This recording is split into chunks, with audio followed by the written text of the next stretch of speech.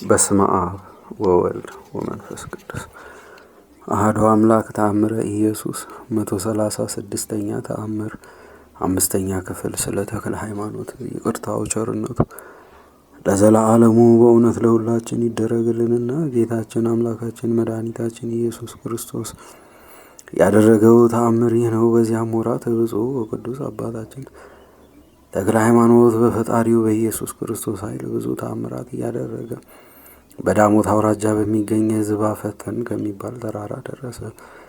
በዚያም የሀገሩ ሰዎች የሚያመልኩበት የእንጨትና የድንጋይ ጣዖት አገኘ። በዚያም አጋንንት እያነጋገሯቸው ሰዎች ደም እያፈሰሱ ይሰውላቸው ነበረ።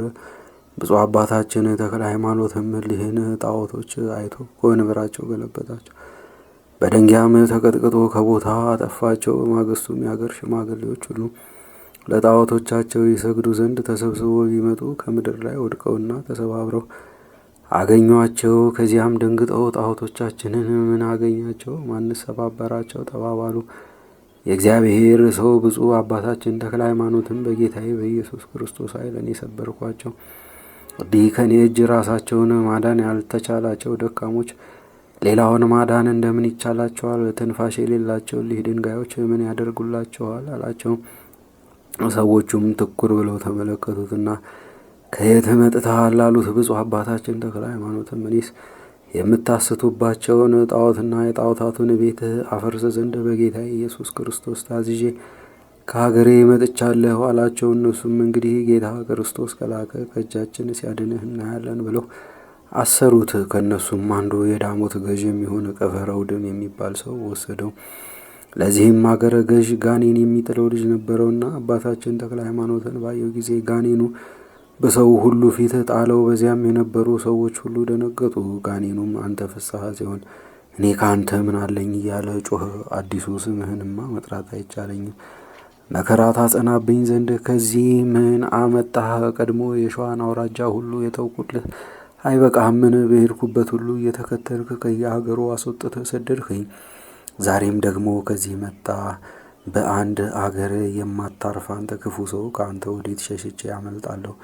ወዮልኝ! እኔና አንተ እስክትሞት ስንዋጋ እንኖራለን። ይልቁንም ካላረፍክ በሞተ ለሚልብ አድሬ ወደ ገደል ይጥልህና ትሞታለህ። እኔም በዚያን ጊዜ ከአንተ አርፋለሁ አለው።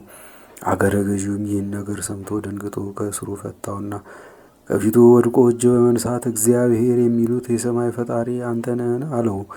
ብፁዕ አባታችን ተክለ ሃይማኖትም እኔስ እሱን አይደለሁም፣ እኔ የማመልከው የእሱ ባሪያ ነኝ እንጂ አለው። ያም አገረ ገዥ አባቴ ሆይ አምላክ የሚባለው ማን ነው? እሱ ሕይወት የማገኝበትን ንገረኝ፣ ልጄንም አድንልኝ ባለው ጊዜ ብፁዕ አባታችን ተክለ ሃይማኖት ልጅህን ባድንልህ በእኔ አምላክ በኢየሱስ ክርስቶስ ታምናለህን? አለው።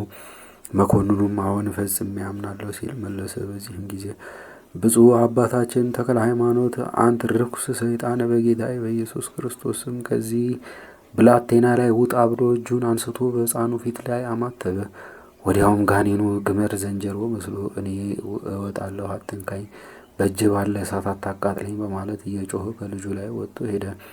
በዚያም የነበሩ ሰዎች ሁሉ ጌታ ኢየሱስ ክርስቶስ በአገልጋዩ በተክለ ሃይማኖት እጅ ያደረገውን ተአምራታዊ ኃይል አይተው አደነቁ። አገረ ገዢውም በፍጹም ደስታ ከነ ቤተሰቡ ከሀገሩም ሰዎች ጋር በብፁዕ አባታችን ተክለ ሃይማኖት ቃል በጌታችን በኢየሱስ ክርስቶስ ስም አመነ።